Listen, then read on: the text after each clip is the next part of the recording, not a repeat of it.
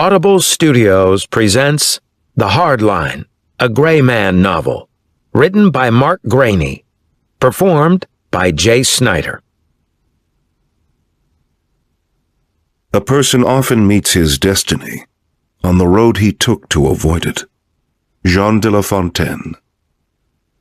No tree, it is said, can reach to heaven unless its roots reach down to hell. Carl Jung. 1. October. Faint electronica music pulsed in the air, but the music was shit, much like his mood. His body stood rigid, not moving with the rhythm, his head not bobbing in time with the distant thumps of the backbeat, his face giving off no hint that he derived any pleasure from the repetitious melody. He did not want to be here. He wanted to be home.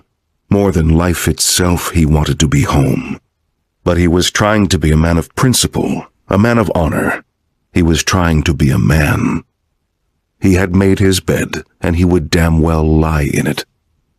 He wanted a drink, but he'd made a promise to stay sober, and he was determined to keep it. 3 months, pay bills, get gone. That was all that mattered. The EDM music throbbed in his brain, unrelenting, like the ever-present disquiet in his soul.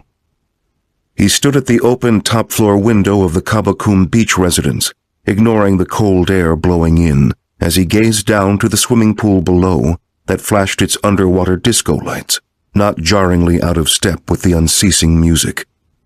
The crisp autumn evening had brought out hundreds of late-night revelers driving up and down Bayan Bakhvarov, the twisty 4-lane road beyond the pool. Crowds heading to the various bars, restaurants, and nightclubs here in the Chaika district of Varna, Bulgaria. And Charlie just stood there, a man apart from his surroundings. Charlie Coyle was not yet 25 years old, and handsome, neatly dressed in a blue sharkskin suit, only a little wrinkled and just slightly askew on his fit frame, evidence of a long day. He wore a 5 o'clock shadow on his chin and upper lip. His skin was fair, and his strawberry blonde hair was curly and only partially tamed with chemicals. He'd cracked the window here in the suite so that the cold would invigorate him, but as he stood there, continuing his solitary vigil, he found the lively mood at ground level depressing. A party raged all around the hotel and condo complex, and all this revelry stood in contrast to Charlie's dark disposition and his brooding demeanor. He glanced at his watch, an old Hamilton with a canvas strap, a reminder of his military service days gone by. It was 12:17 a.m. now. A hurried room service attendant had brought him a club sandwich with soggy fries and 2 bottles of Coke around 10 p.m., but otherwise he'd been alone up here since he'd arrived at 8. The music from below was suddenly drowned out by a voice in his right ear. With a strong Bulgarian accent, the man spoke in English. Coyle, it is Videv. Boss makes meeting with man in bar. Then we come up to safe room. Charlie furrowed his brow. He knew of no meeting scheduled for tonight, but then again, he didn't really have much of a clue what was going on. He didn't speak Bulgarian after all, so he might have missed something. This job is bollocks, he thought, for maybe the 50th time in the past 36 hours.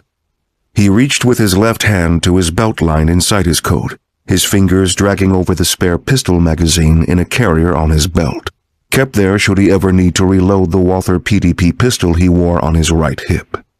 His hand continued on until it found the small radio next to the magazine, and he pressed a button on the top of the device, opening the line to the microphone in his earpiece.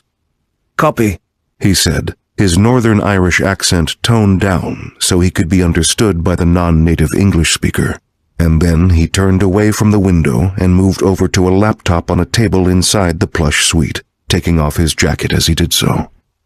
He draped the coat over the chair and sat down, blowing out a long, defeated sigh. Charlie pressed a couple of buttons on the laptop and then waited while a connection was made. His face hung impassive, a hint of pain around the eyes, but then he shook the expression away, brushed his hair back, sat up straighter, and hurriedly adjusted his tie. Soon, a window on the